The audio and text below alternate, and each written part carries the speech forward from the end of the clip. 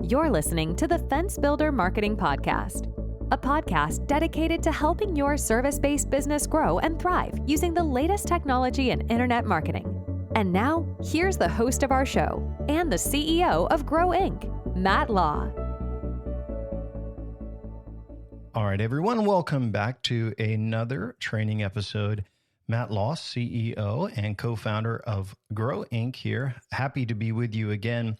Today, we've got a really great episode. We're going to talk about what successful service companies have in common, which allows them to grow so quickly. And over the years of consulting with hundreds of different companies and seeing some companies really grow tremendously, they have some certain traits in common. And what I want to do is talk about the growth-ready service business. And I think it will be very, very helpful. So remember, the series that we are doing on our podcast kind of goes in order. And so we suggest that you start back at the beginning, episode 1, and listen to the training in order, starting with the 4-step marketing formula. And that is our formula for helping companies grow. You'll find it very helpful, very informative, and you can kind of go through these in order. So if you're just starting now, you're welcome to listen to this episode. This is a bonus episode, but you can go through the trainings in order and you can learn more about all the things that go into helping a company like yours grow. A little bit about myself before we get started. My name is Matt Law. At the time of this recording, I'm 48 years old. I am the co-founder and the CEO of Grow Inc.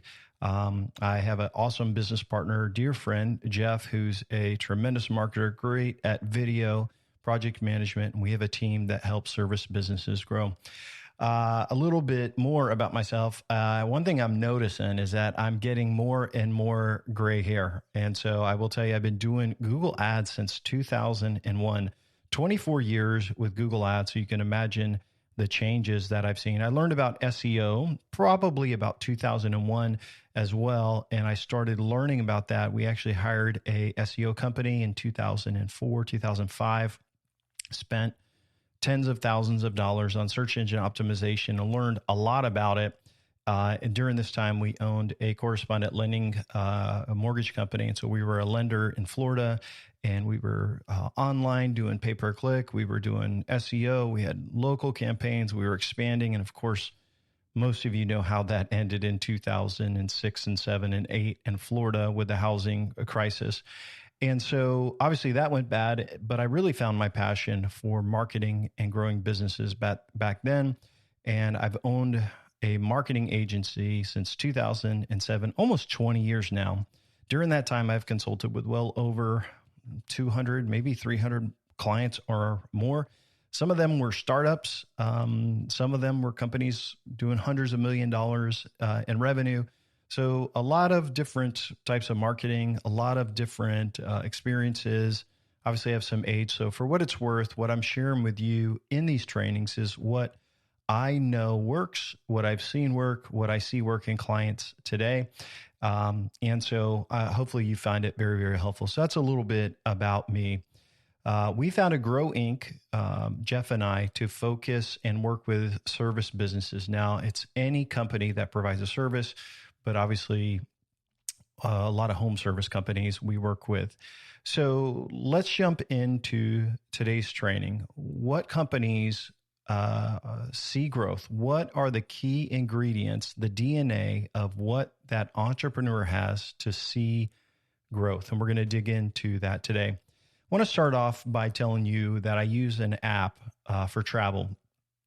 It's good if you travel a lot, and I'll share it with you. It's called TripIt. And basically, all of your travel itineraries, you get Wikipedia, American, Delta, whatever your email confirmations, you just forward it from that main account, and it will add it to an itinerary. So when I go and I travel and consult with clients, it's great. I just forward all my reservations, and I can see all my flights. I can see all of the hotel details, all of that. I usually Uber, so I don't have to worry about a car, but it's all in one app. One thing that it's pretty interesting is it will tell you how many miles you traveled. And in 2024, I traveled 21,000 business miles. Think about that, 21,000 business miles.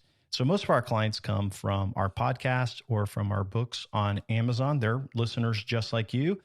They schedule a time with us, and sometimes they're not a good fit for our company. And we say, hey, we can't really help you. Sometimes their growth is like they're already doing things right, so we don't take them on. Sometimes we're not a good fit for them, and they're not what they're looking for. They want someone to do piecemeal, which we really don't focus on piecemeal. We try to do everything to help a company grow. And so 21,000 miles last year. I've been all over the U.S. last year with the new projects that we brought on. I mean, in every corner from Detroit, Washington, Arizona, New England, Mid-Atlantic, and Florida. We've had clients from all over. And if I want to go back through the last 17, 18 years of running a marketing agency, I can tell you there are specific things that make a company grow.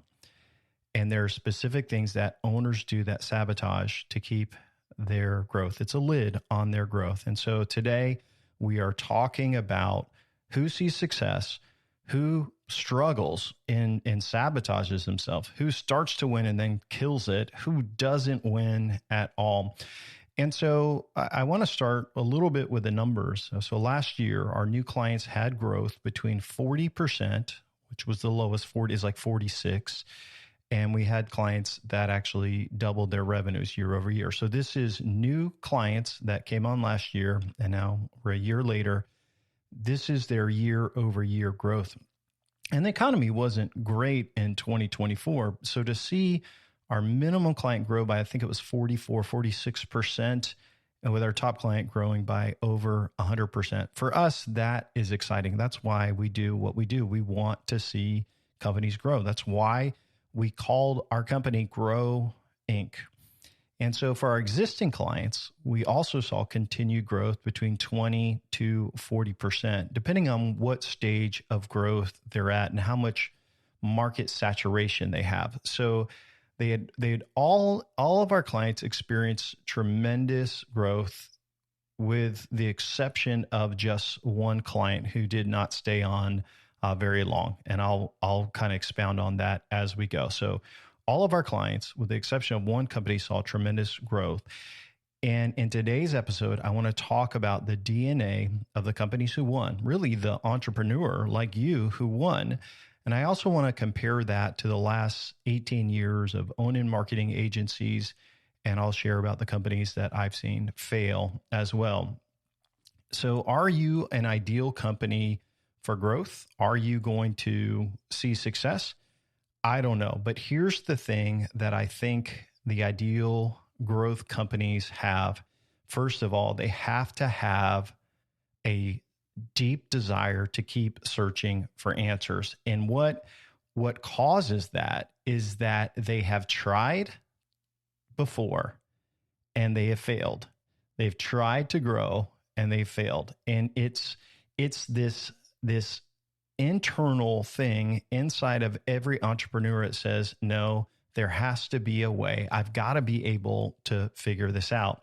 And so what I find for ideal growth clients is that they are continually learning, they are continually reading, they are researching, they are looking for things, one, to feed information, but they're also have taken some risks and it hasn't worked out. So a lot of times the ideal growth clients that we take on, they have worked with agencies and they've also tried to do Google ads themselves. Maybe they've even hired staff and they've done things and it just isn't working the right way. So they are willing to try new things and a lot of it has failed. And there comes a tipping point where people, I see they get sick and tired of either piecemealing it with an agency where one agency does SEO, one does pay-per-click, they got someone in-house doing social media, or they're fooling with Google ads themselves and managing their Google business location. And it's just not working. But the problem is there's a frustration there that they've tried it and it's not working, but yet they're spending money. And so they're done with trying to hack it and they are looking for a real solution.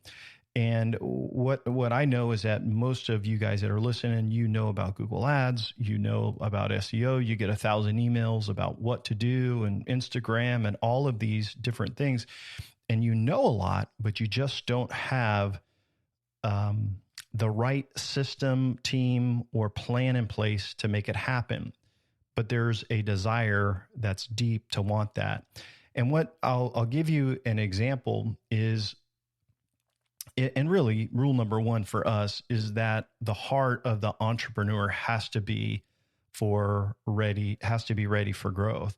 And in many cases, our clients have hired multiple agencies before us. We actually are thankful if they do that, because in when we take on a new client, if they've never worked with an agency, it's hard for them to even compare what we do and what a Grow partnership is versus, working with an agency. And so we literally do all of the things that are in our podcast. So if you listen to all of our trainings and kind of go through that, all the things that we do, most of the cases we can do all of that for less money than what a lot of agencies charge. And it's just because of our business model and the way our pricing is structured, our overhead. And so if you listen to the podcast and you say, man, that's a lot of ideas, we actually implement all of this for clients. And a lot of times it's less than what they're paying an agency. Sometimes it's a little bit more, but it just depends.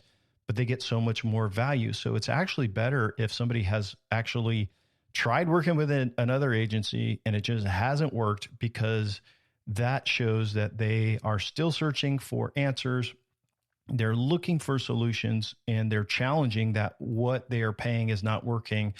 And then when they usually listen into our training, or they read our book, or they go through their 2-day consultation, we have a solid plan in place. And once they're at that broken point where they're done with the old agency and they're ready to try something new, that's when it triggers. In contrast, I should say, if someone has never hired an agency before or done any marketing, they've never struggled, they're not ready to push the needle and to grow in most cases, because they have nothing to compare a growth plan like what we suggest versus, just doing SEO or just doing some meta ads.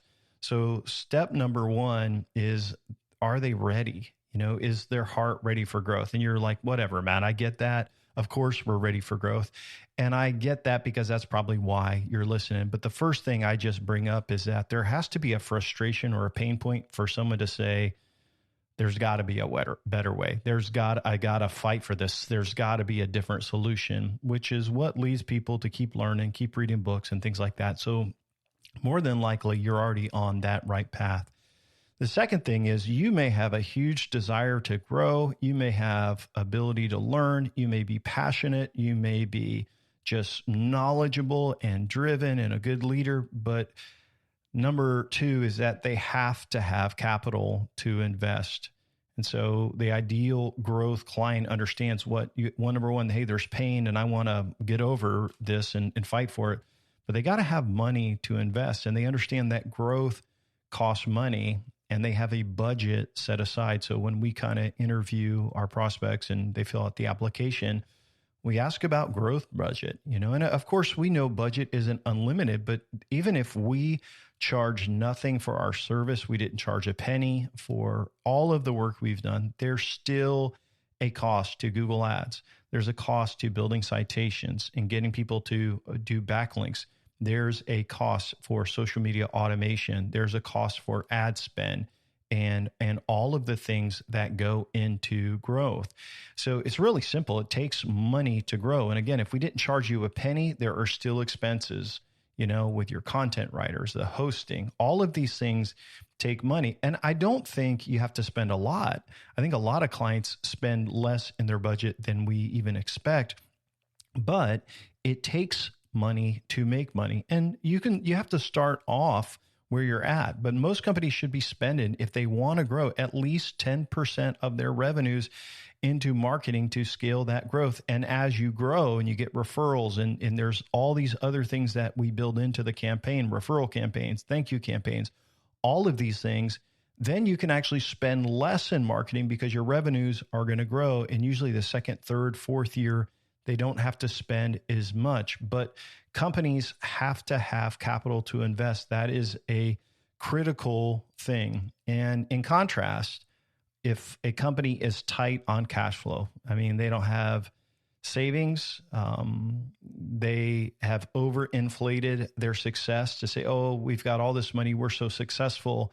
And then it comes time to implement a marketing plan in the early days when they're buying links and they are investing in citations for their Google business and they're investing in the content of their website and they're spending, say, $7,000, $10,000 to scale, and they don't have those savings in place or that capital really to invest, or they've overinflated how good they are, they will crack under the pressure. Like, it starts out fine. Yeah, Matt, whatever we got to do to grow, let's just do it. And then it changes to, why are we spending money on this? When are we going to see this return? When am I going to, and it just changes, because you have to understand growth is a process and healthy things grow. And when you build something healthy, it will grow. And so number one, a company has to be ready for growth and have the frustration. Number two, they have to have the capital to invest. And number three, we are going to get into the heart of this and the DNA of trust and entrepreneurship. Number three is they have to have the ability to trust others, not only just our team, but other people on their team. When someone is not willing to trust and let things go, they almost never can scale their business because they are micromanagers. And I want to talk through this for just a couple of minutes. But when you build a marketing strategy and a growth plan, and you got to have a team in place, it's impossible to think that you can do it all on your own without having a great team in place that you empower to do that. So great entrepreneurs that grow, they build a team and they trust their team. They empower their team. There's a unity in the vision and the plan, and they focus on empowering others to do a great job, not controlling them. Now, listen, I know you're an entrepreneur. I know you are driven. I know you're listening to this because you want to win, and I get it. But when an entrepreneur can't trust anyone, like they second guess everything, there's a huge lid on their growth because they will try to do everything themselves. And I want to break this down for you. Whenever we meet with our growth clients, we spend 2 days with them. And by that time, I've already spent usually 3 hours in meetings with them before the 2 days. They have gone through our podcast audios. They have gone through our reading book.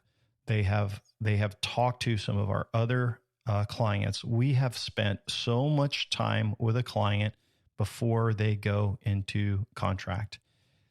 Their contract outlines detailed objectives, the number of articles, the website, the video, the ads, the campaigns. I mean, it's 26 to 28 objectives that are what we call our big rocks. And then as we build the campaign, our new system, as tasks are completed, there's notifications. Every single dollar that is invested in wholesale marketing is added to their Grow Inc. account. There is constant communication, monthly updates. We track all the KPIs, and more than all of this, we give monthly updates to track leads and all of that. So there is transparency, there is authenticity into what we can do. But what happens when a company doesn't trust the process and there's a breakdown?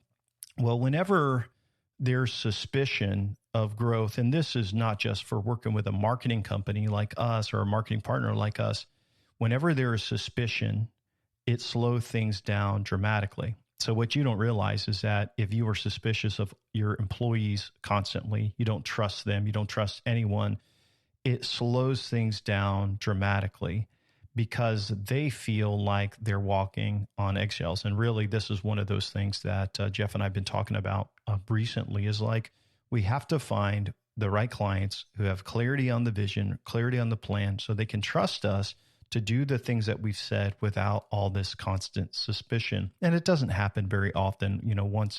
Once every few years, we may have a client that slips through the crack that is really suspicious, not trusting at all. And then all of a sudden things unravel really, really quick because there's no progress on that project, because everything then takes longer. Like, you give a logo, say, hey, well, here's an example on a design. No, I want this. And so a logo that should take just a few days to get done ends up taking weeks and pushes everything back. Every word on the website takes weeks. Oh, we got to change this. We got to change this. And it's perfectionism, but really it's control of the business owner who wants to control it, which it's their right to control. But what happens is they then have a job to manage everybody else. And as a entrepreneur, your job isn't to just manage everyone. Your job should be to find the right people, to put them in that spot to do their job, and then not have to worry about it. But for the controlling, business owner that has to control everything, they will always be limited by growth. And here's why: they're going to have turnover with their marketing agencies. They're going to have turnover with their staff. Their staff is going to feel untrusted. Their staff isn't going to be empowered to do their job. And what I see is, whenever we have a business owner like that, there's a huge lid on their growth. And what's interesting is that when people are untrusting, a lot of times they don't have great character to be trustworthy themselves. And it's interesting is that, and as I think through, years of clients that, obviously 99% great, but 1 in 100 that there'll be bumps or just tension there. As I've looked through that, there's been things that they have said to us, and I'm look back and says, I'm talking about the times that I felt like, hey, there's no trust here. Their lives lacked character and trust. I've caught them doing things that lacked integrity. And I don't want to go into all of the details, but as I think back through the ideal person for growth, they are not them because they don't trust. And here's what I would just encourage you, business owner. Hey, listen, I'm not trying to get you to hire me. I wouldn't be saying this podcast, like this would not be a something I would share in a podcast to try to get you to hire us. I'm trying to tell you, as a business owner, your job isn't to micromanage and know everything about marketing, about what your reception does. Your job is to empower them and find the right people. If you cannot trust them, you never should have hired them. Right. And so with our process, we kind of lay out all that we're going to do, try to have total transparency and all of that. And I just say sometimes to the business owner, listen, I've been doing this, since 2001, right? I know things about Google Ads that I can't even mention and share with you. Like, there's so much reason of why we do something, or with SEO, or with social media sharing. Like I share a lot in our podcast, but I know more about marketing usually in my pinky finger than most business owners do. It's because that's what I do. It's our specialized. And I don't mean that arrogantly. I just mean, if you can't trust those people on your team, then you're never going to empower them and you're going to hold them back. And so I think about our clients that win big. Most of them, they allow us the freedom to try new things. And I think about one of our clients, his name is Bill. Fantastic 4 years of growth. He's grown by 500%. We do stuff for his account all the time to add new stuff. And I just say, hey, is it okay if we try this? He says, yes. I says, this is how much it's going to cost. And we'll try it. Sometimes it doesn't work. Sometimes it does.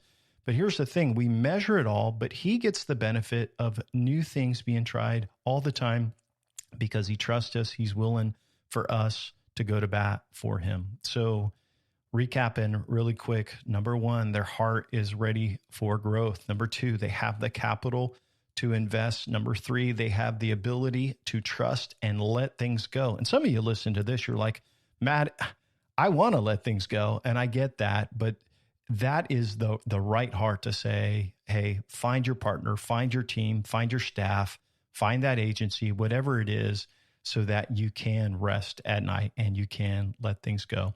So let's jump on to the next one is they understand their own numbers. So if you are going to grow, you have to know your deal size, your profit margins, your closing rate, right? They have to be realistic also about what it takes to acquire a customer. So what I find is when companies don't really know their margins, and they don't really know what it takes, they're not willing to invest in the marketing to grow. Most of you know your margins, and you probably have some sort of spreadsheet or something out there, or your CRM that kind of manages all that. But I've met companies sometimes that are like, yeah, I want to be, I want to hit $50 million in the next few years. I want to scale, I want to grow. And they have great big plans, right? But meanwhile, they're starting at probably barely over $1 million in revenue. They're really immature. There's no team, there's no staff, like there's nothing in place. Maybe a small team and doing $1 million.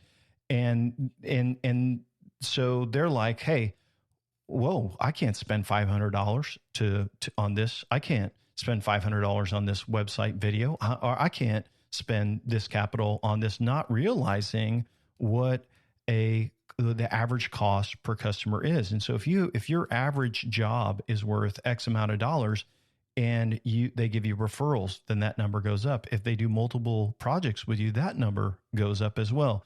And so you have to know what the lifetime value of the customer is. They have to really know their numbers, and it has to make sense to them that, hey, this investment is worth it because in the long run, it is going to pay off for if I invest. Same with Google Ads or, local service ads or Bing ads, which are on the Microsoft and Yahoo network.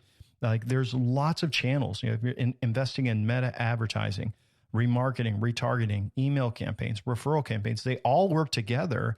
And if you don't know your ROI, it won't make sense. So one of the things we usually do for clients is we'll do print marketing folders, which is like a leave behind, has our unique selling points in there. And like with our wholesale printer, you can get 1,000 of these books for like $1,500. I can't spend $1,500 for 1,000 books, business cards, magnets. These things are loaded and they're beautiful and they're thick. And when you leave them, it sets you apart. For most people, if they just got 1 or 2 extra deals a year from their leave behind, it would pay for that. But people are like, I can't spend that. And now they don't understand return on investment. So business owners got to know their margins, their numbers. This helps them know how much they can spend to grow. And this is something that we kind of do. So as a company is onboarded, we have to figure out their return on investment for all of their marketing. So that includes Google Ads spend, local service ads. And that's why measuring marketing is so important. In contrast, when a company doesn't really know their ROI and their numbers, and they're kind of like, let's grow, but it's vague, they're not going to be willing to spend. They just want to hit this big number, but they don't realize there's a process to get there, and they just don't get it. So listen, I know that I'm not the only person you probably listen to on your podcast. There's a bunch of gurus that are in your industry. And these gurus started 3 years ago, right? And now they're doing X millions of dollars. They're selling a course. But what they don't tell you, the gurus don't tell you, is the millions of dollars they spent to hit those numbers. They spent millions of dollars in ads to be successful, because there is no shortcuts in life. There's no shortcuts in marketing. And so in the 4-step marketing approach, it's very holistic. It's every best practice. And what I from time to time, I'll hear these conversations or have these conversations, and I kind of chuckle because they're like, hey, there's this one thing that you can do, this one hack, and it's this type of ad, or it's a video reel, or it's a Meta post, or it's Google local. And they put, oh, hey, this is what they did, and this is what we need to do. They'll say to me, and I say, hey, that's part of the marketing strategy. I agree. That's the number one thing we've got to do. That's the only thing we need to do. And what they don't understand is every market is different, right? Every situation's different. They may be in a different type of business. They may have bought a company and grew it, and it already had an established reputation. or they could actually maybe be onto something that is a good thing. Even if it is a good thing, the thing is you can have all of your eggs in one basket. And here's what I will tell you. Google loves to make changes on SEO. Google loves to make changes on local rankings in the map section. Meta loves to change the types of ads you can run and the different types of targeting. Everything in marketing changes, and you can't have your eggs all in one basket. So you have to know your numbers. You have to be willing to invest in those things that give you ROI, but it also needs to be a balanced approach. So recapping again, heart ready for growth, right?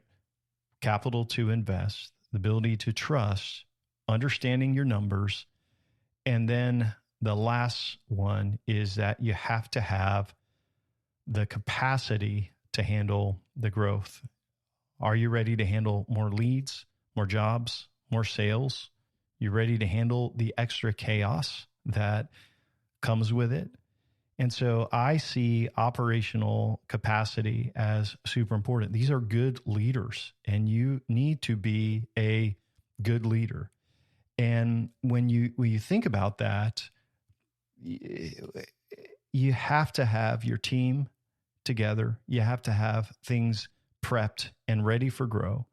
And this kind of goes back to the trust. Healthy teams mean healthy growth. If your team hates their job, maybe they hate you, maybe they don't like their boss, they're not going to want you to win. They're not going to work harder and follow up with leads to help your company win. And so they're not going to follow up. And it's important to know that growth isn't overnight, but more exposure equals more leads and more calls. Healthy things grow. And so mentally, companies must have a plan to grow in place. And I've met with companies that want to expand so fast, and sometimes they've expanded and they've grown, and they've got really great success and they've grown really quickly, and it brings a tremendous amount of stress to the business owner. One of the things we're going to be doing here in the next few months is I'm going to have some of our clients on to share their stories and do some interviews with them so they can talk about their growth from, doubling to, 300, 400, 500%. I would love to bring them on and just hear their story. But one thing I will tell you is that in the middle of growth, it's really, really busy. It's really, really heavy. And they have had to be prepared for that growth. Now, I'm not saying go out and spend money, right? I'm not saying go and rent an office. I've had clients that have rented offices and done all these things, and I never told them to do that. I said, hey, be prepared for growth and have a plan for growth, but you don't want to go and spend overhead until you need that. You don't spend all these things and buy computers and hire staff and all that and say, hey, we're going to grow. No, as you grow, your growth drives the expansion, not expansion driving the growth. So I think those are some of the most important things that I want to share. And I think obviously the most important thing is, are you willing to commit to the long run, the long-term growth? When I share marketing, marketing is so full of hype anyway, right? And I try to, whenever I meet with clients, I try to show like, hey, here's where they're ranking locally. Here's where they're ranking. Here's their ROI. Here's the number of leads. And so we have some clients, in the last couple of months generated 170 new leads, over the last couple of months. Large amounts of leads, lots of people to follow up. And this is through multiple channels, from Meta, through, Angie, from Google Ads, from organic, like a lot of different places. And they've got all of these leads. So when I show that, it's important to know you are starting from wherever your business is starting. So maybe you're going to get a new website, but do you have any links? Do you have good rankings locally? What's good about your business? And depending on where you're starting, depends on how long it's going to take you to grow. And also one thing I've kind of learned is that when are you launching? Are you launching your growth plan at the middle of low season, right? Middle of like the summer when it's dead, or are you launching it at the peak? And so when you launch, where you launch from, your industry, your geolocation, all of those things play an important role. And so you have to be willing to commit for the long run, right? There is no shortcuts in growth. There is doing the right things over and over, treating your customers well, getting reviews every day, adding to your website, making improvements, monetizing your ads, like cutting out waste, improving all of the things that we talk about in our training, doing those right over time. And what I can tell you is last year for new clients, that resulted in major growth. Some companies doubled. Some company, our minimum growth for a client was 40, I think it's 42, 44%, but it's substantial growth. And by the way, the company that grew by 40% had 16 straight months of declining revenues before we started working with them. So if you've listened to our podcast and you hear this holistic approach to marketing, it's the best practices for SEO, PPC, follow-up, unique selling points, measurable marketing. It's a step-by-step implementation. And each year, as we help a company hit their goals and win, that next year we add, we meet up, and we plan out new locations. Is there a different area we're going to add? New services, more ad spend? There's a lot. But if a company expects to get rich overnight, they don't understand the process. They are looking to hack their way to growth. They're looking for a hack. And again, the gurus say, hey, do X and this will happen. But that's why it's good to remember every situation is different. You're in a different market, a different business, and you don't have an unlimited budget for ads. And so your situation is different. And by the way, I don't suggest you put all your eggs in one basket, like YouTube, Meta, whatever the gurus are saying. Last month, we had a client who did a ton of leads on Meta. I think it was like an extra 40 leads or something like that. Those were big numbers for their leads. But what's interesting, their ROI on those leads was less than it was on Google for the same ad spend. That's why it's super important that you measure your ROI. So those are some realistic things that I look at business owners to see who is going to be successful, who would be an ideal growth partner to work with. Do they have the right mindset going into this? And just to recap, like they've already tried things before and it hasn't worked. And so they're ready. Their heart is ready for growth. They've got capital to invest. All right. And I'm not talking about getting in debt and risking your home or something like that to do a marketing campaign. They have capital to invest, and they understand slow and steady, slowly gaining on competitors, gaining market share. They have the great ability to trust and let go. Of course, they want accountability. Of course, we want a clear plan. Of course, we want transparency, but they're building a team of staff members. It's not just the marketing guy. It's your staff. Does your staff feel trusted and empowered? Are they excited about it? Does that business owner know their numbers, the ROI, understand what it means to spend, to grow and gain new customers? Do they understand the lifetime value of their customer? Do they have this capacity to handle the growth? Are they prepared? Is their team ready? Is there a plan for growth in place?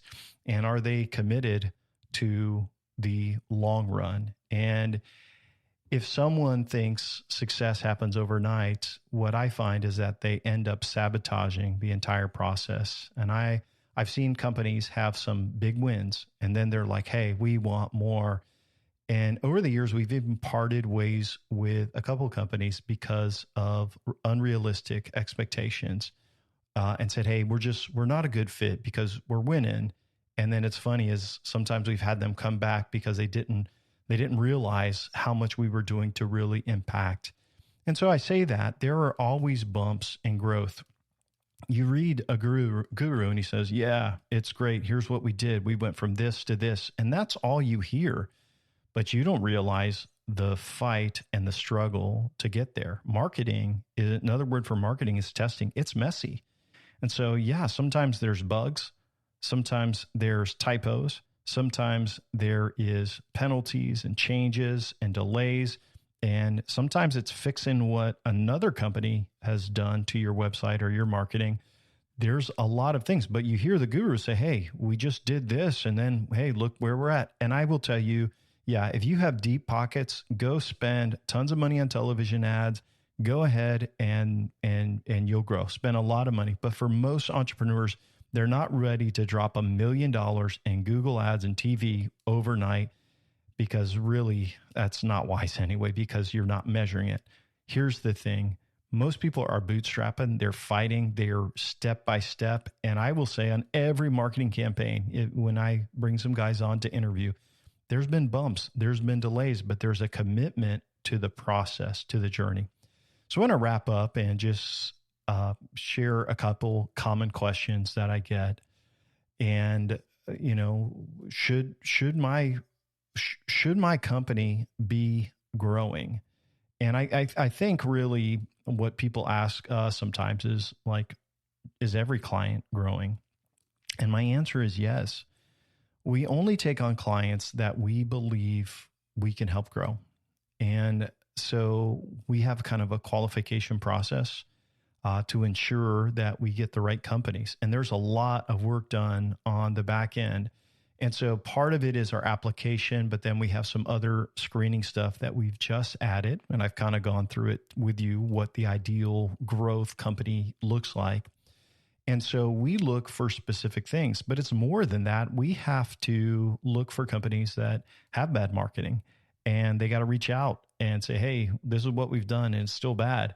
And we run their analytics, we run their local, we look at their ranking, we look at their application, we look at their competitors, so all these checklists of all these questions that we kind of go through to make sure they're a good fit and that we can help them win. And basically, I know if they do all of the things, these best practices, they can't help but grow because it's the best practice. And so, yes, everyone grows, but we also say no to some prospects and some customers that we think, hey, we're just not a good fit. So here's a question, Matt, you want to grow, but you look at what I'm saying and you don't have the capital, you're not ready. Maybe your company's too small. What do I do now? So what if you're not ready? So I would say wait and do the right things now, like learn from the podcast, hire some freelancers, keep growing, keep getting better, do what you can personally, focus on the things that we share in our training and get better little by little. And then when the time is right and you can afford it and you've got some success or you got some savings, then bring on somebody else, bring on an agency, bring on a partner, a growth partner like Growing to help. But you've got to just do what you can right now to try to make things a little bit better. Everyone wants success overnight. Of course, we're all entrepreneurs. We want to be successful overnight. But here's what we need to do. We need to do the right thing today, the best thing today that will make our tomorrows better.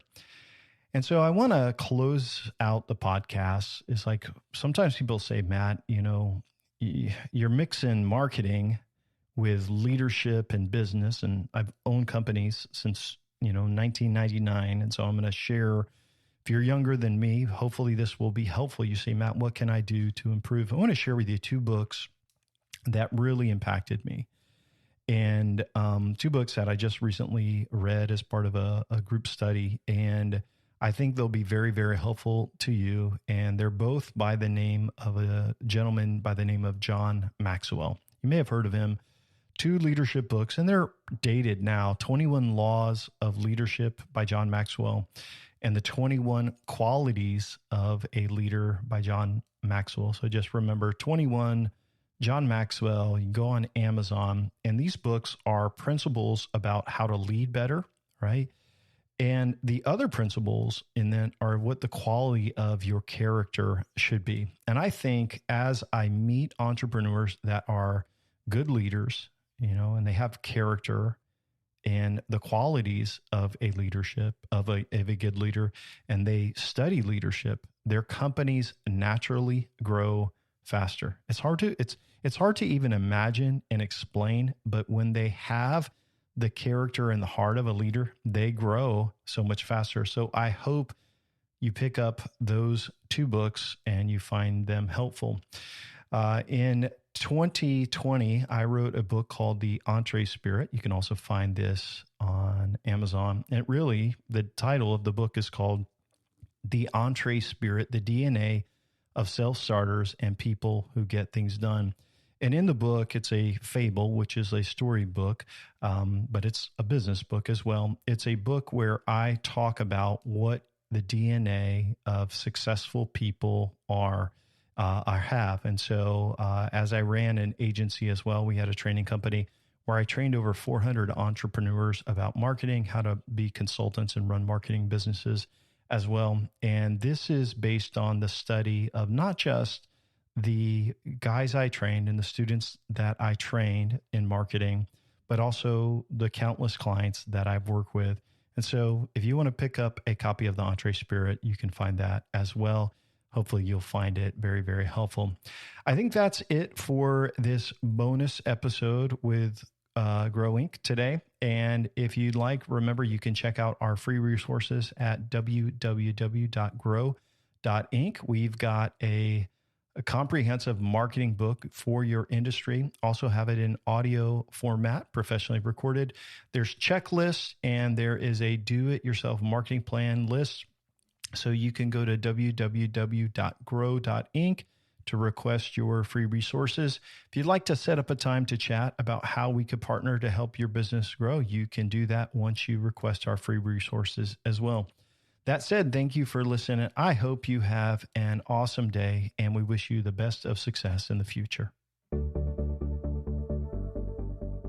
Thanks for listening to the podcast today. We hope you found today's episode helpful and informative. For more information about Grow Inc. and to request our free marketing blueprint ebook and other resources, please visit www.grow.inc. That's GRO.inc. We'll catch you in the next episode.